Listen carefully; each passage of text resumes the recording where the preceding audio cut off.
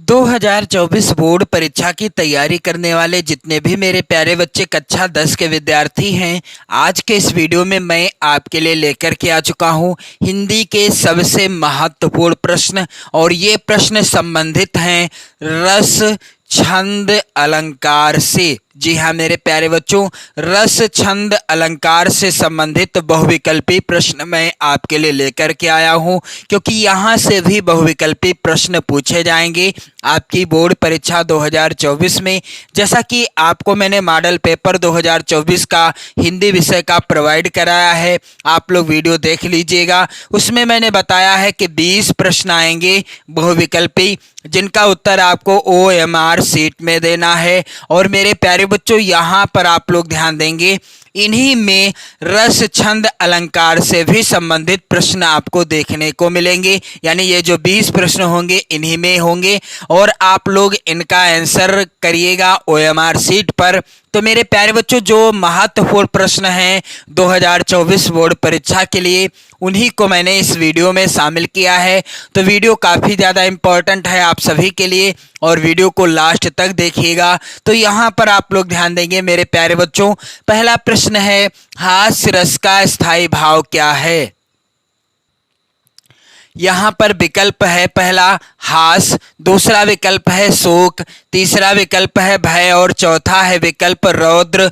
तो हास्य रस का स्थायी भाव क्या है मेरे प्यारे बच्चों? हास्य रस का स्थायी भाव क्या है? हास है।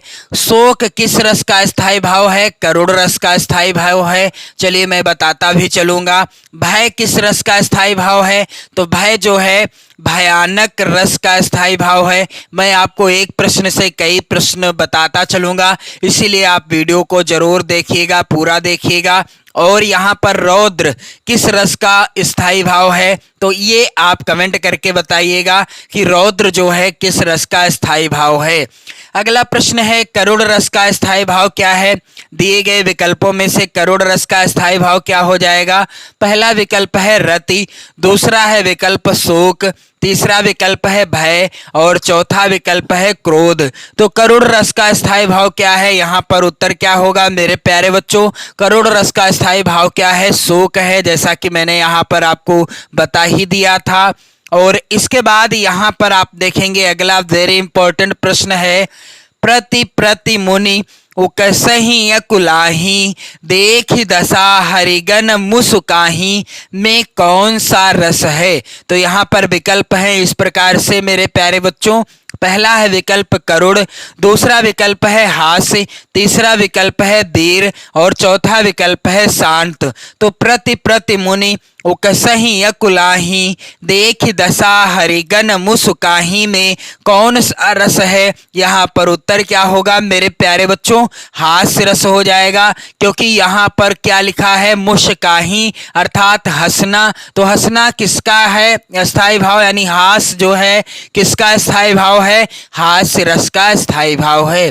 अगला मेरे प्यारे बच्चों प्रश्न कह रहा है, हे खग मृग हे मधुकर श्रेणी तुम देखी सीता मृग नयनी में कौन सा रस है? तो यहाँ पर आप लोग ध्यान देंगे, विकल्प इस प्रकार से हैं। पहला विकल्प है हास्य, दूसरा विकल्प है करुण, तीसरा विकल्प है वीर और चौथा विकल्प है भय।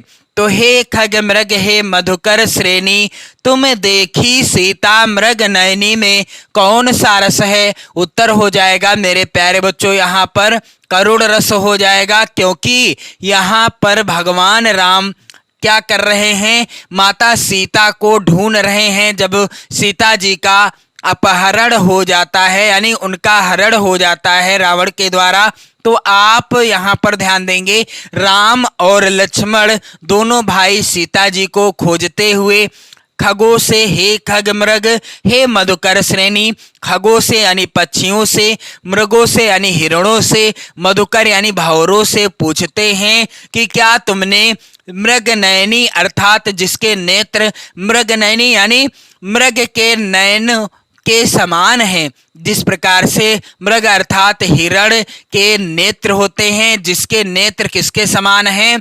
मृग के समान है, ऐसी मेरी प्रिय सीते को देखा है। तो यहाँ पर दुख हुआ है भगवान राम को और लक्ष्मण जी को।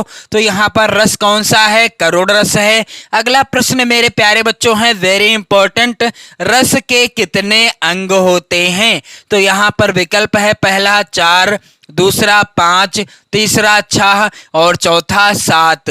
तो रस के कितने अंग होते हैं? यहाँ पर आप लोग ध्यान देंगे, रस के कितने अंग होते हैं? रस के 4 अंग होते हैं। कितने? रस के 4 अंग होते हैं। और अगला प्रश्न मेरे प्यारे बच्चों आप लोग ध्यान देंगे, हंसी हंसी भाजें देख दुल्हा दिगंबर को, पाहुनी जे आवे हिमांचल के उछाह में, किस प्रकार के रस की अभिव्यक्ति हुई है? दिए गए उदाहरण में कौन सा रस है? पहला है विकल्प वीर रस, दूसरा है हास्य रस, तीसरा है करुण रस और चौथा है विभत्स रस। तो यहाँ पर कौन सा रस है? हंसी हंसी भाजे यानी हंस हंस कर भाग रहे हैं कौन? जब भगवान शंकर को दुल्हा के रूप में यानी दूल्हे के रूप में हिमांचल, राजा हिमांचल के यहाँ जो अतिथि आए हुए थे, जब भगवान शंकर को दूल्हे का रूप देखते हैं, जब भगवान शंकर का दूल्हे का रूप देखते हैं तो हंस हंस कर एक दूसरे को देखते हुए हंसते हंसते लोट पोट होकर के इधर उधर भागने लगते हैं। तो यहाँ पर रस कौन सा है? हास्य रस हो जाएगा। मेरे प्यारे बच्चों अगला वेरी इंपॉर्टेंट प्रश्न है, रसों की संख्या क्या है? तो रसों की संख्या क्या 7 है, 8 है, 9 है या इनमें से कोई नहीं? तो रस मुख्यतः कितने प्रकार के होते हैं? 9 प्रकार के होते हैं। और आप लोग ध्यान देंगे मेरे प्यारे बच्चों यहाँ पर कि एक रस और होता है 10वां रस, जिसे वात्सल्य रस कहा गया है। कौन सा? वात्सल्य रस को 10वें रस की प्रधानता मिली है और इसका स्थायी भाव क्या है? स्नेह है। मेरे प्यारे बच्चों आप लोग ध्यान देंगे, वात्सल्य रस का स्थायी भाव स्नेह है। अगला प्रश्न वेरी इंपॉर्टेंट है, प्रिय पति वह मेरा प्राण प्यारा कहाँ है, दुख जल निधि डूबी का सहारा कहाँ है, प्रस्तुत पंक्ति में कौन सा रस है? तो विकल्प है पहला करुण रस, दूसरा हास्य रस, तीसरा भयानक रस और चौथा विभत्स रस। तो प्रिय पति वह मेरा प्राण प्यारा कहाँ है, दुख जल निधि, यहाँ पर किसकी बात हुई है? दुख की बात हुई है। और जहां पर दुख की बात होती है वहां पर होता है करुण रस, क्योंकि करुण रस का स्थायी भाव क्या है मेरे प्यारे बच्चों? शोक है। शोक अर्थात जहां दुख की बात हो वहां करुण रस होता है। और अगला प्रश्न मेरे प्यारे बच्चों वेरी वेरी इंपॉर्टेंट है, 2024 बोर्ड परीक्षा के लिए कह रहा है उपमा के कितने अंग होते हैं? विकल्प है पहला यहाँ पर 4, दूसरा 5, तीसरा 6 और चौथा 7। तो उपमा अलंकार के कितने अंग होते हैं? उपमा के 4 अंग होते हैं। उपमा के कितने अंग होते हैं? 4। कौन कौन से? उपमेय, उपमान और साधारण धर्म वाचक शब्द, ये 4 अंग किसके हैं? उपमा अलंकार के हैं। मेरे प्यारे बच्चों आप लोग ध्यान दीजिएगा। अगला प्रश्न है मेरे प्यारे बच्चों, शोक विकल सब रोवहि रानी, रूपशील बल तेज बखानी, दिए गए उदाहरण में कौन सा रस है?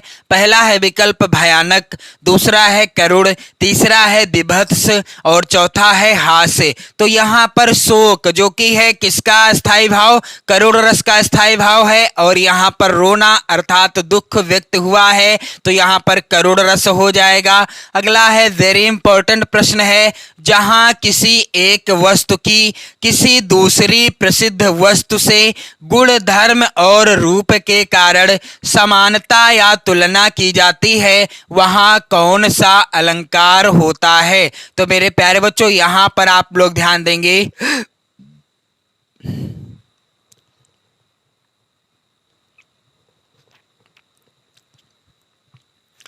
पहला है विकल्प रूपक अलंकार, दूसरा है अनुप्रास अलंकार, तीसरा है उपमा अलंकार और चौथा है श्लेष अलंकार। तो जहां किसी एक वस्तु की किसी दूसरी प्रसिद्ध वस्तु से गुण, धर्म और रूप के कारण समानता या तुलना की जाती है, वहां कौन सा अलंकार होता है? मेरे प्यारे बच्चों, आप लोग ध्यान देंगे, वहां पर होता है उपमा अलंकार। उपमा का अर्थ ही है तुलना करना, यानी समानता करना। अगला प्रश्न है, आहुति सी गिर चढ़ी चिता पर चमक उठी ज्वाला सी में कौन सा अलंकार है? और यहाँ पर आप लोग देखेंगे, यहाँ पर विकल्प इस प्रकार से हैं। पहला विकल्प है श्लेष अलंकार, दूसरा है उत्प्रेक्षा अलंकार, तीसरा है उपमा अलंकार और चौथा है अनुप्रास अलंकार। तो आहुति सी गिर चढ़ी चिता पर चमक उठी ज्वाला सी में अलंकार कौन सा है? यहाँ पर उत्तर हो जाएगा मेरे प्यारे बच्चों, आप लोग ध्यान दीजिएगा, यहाँ पर भी उपमा अलंकार है, क्योंकि यहाँ पर समानता बताई गई है। आहुति सी गिर चढ़ी चिता पर चमक उठी ज्वाला सी, यहाँ पर समानता बताई गई है, यानी तुलना की गई है, इसलिए यहाँ पर उपमा अलंकार है। अगला है प्रश्न, पीपर पात सरिस मन डोला में कौन सा अलंकार है? तो विकल्प है उपमा अलंकार, दूसरा विकल्प है रूपक अलंकार, तीसरा विकल्प है उत्प्रेक्षा अलंकार और चौथा विकल्प है श्लेष अलंकार। तो पीपर पात सरिस मन डोला में कौन सा अलंकार है? यहाँ पर भी उपमा अलंकार है, क्योंकि मन की तुलना पीपल के पत्ते के समान या पीपल के पत्ते से की गई है, इसलिए यहाँ पर कौन सा अलंकार हो जाएगा? उपमा अलंकार हो जाएगा। अगला प्रश्न मेरे प्यारे बच्चों वेरी इंपॉर्टेंट है, कह रहा है रोला के प्रत्येक चरण में कितनी मात्राएं होती हैं? पहला है विकल्प 16, दूसरा है विकल्प 20, तीसरा है 24 और चौथा है 28। तो रोला के प्रत्येक चरण में 24 मात्राएं होती हैं। कितनी मात्राएं होती हैं मेरे प्यारे बच्चों?